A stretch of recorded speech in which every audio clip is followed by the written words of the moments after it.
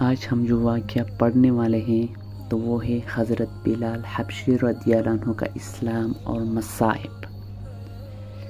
حضرت بلال حبشی رضی اللہ عنہ مشہور صحابی ہے جو مسجد نبوی کے ہمیشہ مؤذن رہے۔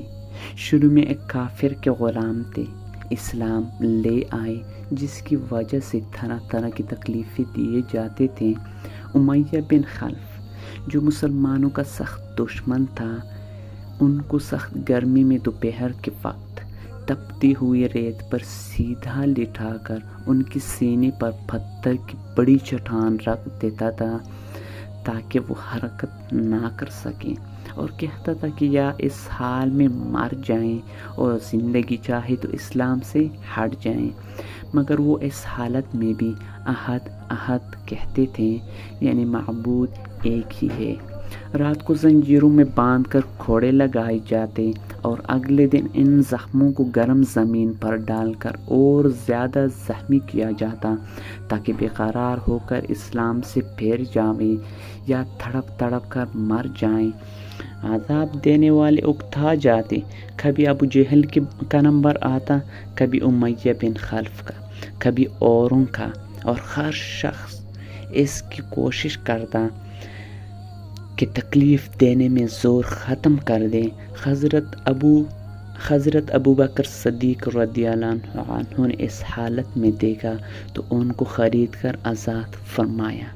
تو یہ دوستوں آپ دیکھ سکتے ہیں کہ صحابہ رضی اللہ عنہ نے کتنے تکلیف برداشت کی، کتنے مصیبتیں جھیلیں، اور ہر بھرپور کوشش کی کہ یہ دین ہم تک پہنچ جائے۔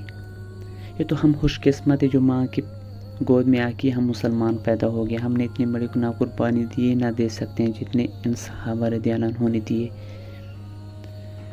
تو اب فائدہ پڑھیں گے کہ فائدہ میں کیا فرما رہے ہیں۔ فائدہ، چونکہ عرب کے بت پرست اپنے بتوں کو بھی معبود کہتے تھے، اس لیے ان کے مقابلے میں اسلام کی تعلیم توحید کی تھی، جس کی وجہ سے حضرت بلال رضی اللہ عنہ کی زبان پر ایک ہی ایک کفر تھا۔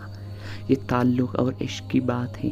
ہم جھوٹی محبتوں میں دیکھتے ہیں کہ جس سے محبت ہو جاتی ہے اس کا نام لینے میں لطف آتا ہے، بے فائدہ اس کو رٹا جاتا ہے۔ تو اللہ کی محبت کا کیا کہنا جو دین اور دنیا میں دونوں جگہ کام آنے والی ہے، یہی وجہ ہے کہ حضرت بلال رضی اللہ عنہ کو ہر طرح سے ستایا جاتا تھا، سخت سے سخت تکلیفیں پہنچائی جاتی تھیں، مکہ کے لڑکوں کے حوالے کر دیا جاتا کہ وہ ان کو گلی کوچوں میں چکر دیتے پھریں اور یہ تھے کہ ایک ہی ایک کی رٹ لگاتے تھے۔ اسی کا یہ صلہ ملا کہ پھر حضور صلی اللہ علیہ وسلم کے دربار میں مؤذن بنے اور سفر حضر میں ہمیشہ اذان کی خدمت ان کے سپرد ہوئی۔ حضور صلی اللہ علیہ وسلم کے وصول کے بعد مدینہ طیبہ میں رہنا اور حضور صلی اللہ علیہ وسلم کی جگہ کو خالی دیکھنا مشکل ہو گیا، اس لیے ارادہ کیا کہ وہ اپنی زندگی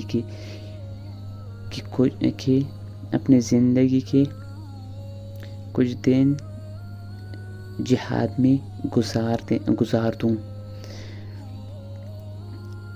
اس لیے جہاد میں شرکت کی نیت سے چل دیے۔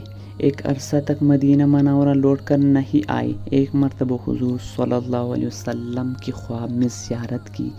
حضور صلی اللہ علیہ وسلم نے فرمایا، بلال یہ کیا ظلم ہے، ہمارے پاس کبھی نہیں آتے۔ تو آنکھ کھولنے پر مدینہ طیبہ حاضر ہوئے۔ حضرت حسن رضی اللہ عنہ، حسین رضی اللہ عنہ نے اذان کی فرمائش کی۔ لاڈلوں کی فرمائش ایسی نہیں تھی کہ انکار کی گنجائش ہوتی۔ اذان کہنا شروع کی اور مدینہ میں حضور صلی اللہ علیہ وسلم کے زمانے کے اذان خانوں میں پڑھ کر گہرائیاں مچ گیا۔ عورتیں تک روتی ہوئی گھر سے نکل پڑی۔ چند روز قیام کے بعد واپس ہوئے اور سن 20 ہجری کے قریب دمشق میں وصال ہوا۔ تو یہ تھا ہمارا آج کا واقعہ دوستو، اور اس طرح میں نے اس کا سیریز شروع کیا، تو انشاءاللہ ہم روزانہ ایک ایک واقعہ جو ہے نا وہ پڑھ لیں گے، تو آپ اس میں میرا ساتھ دے دیں، انشاءاللہ آپ لوگوں کو بھی فائدہ ہوگا، اور آپ جتنا اور لوگوں کے پاس یہ جائے گا ان سب کو اس سے فائدہ ہوگا، کیونکہ ہم جتنے بھی دین اسلام کے وہ اس میں مناظروں میں شرکت کرتے ہیں یا ان کی محفلوں میں بیٹھتے ہیں، تو اس سے ہمارا جو ایمان ہے یہ تازہ ہوتا ہے۔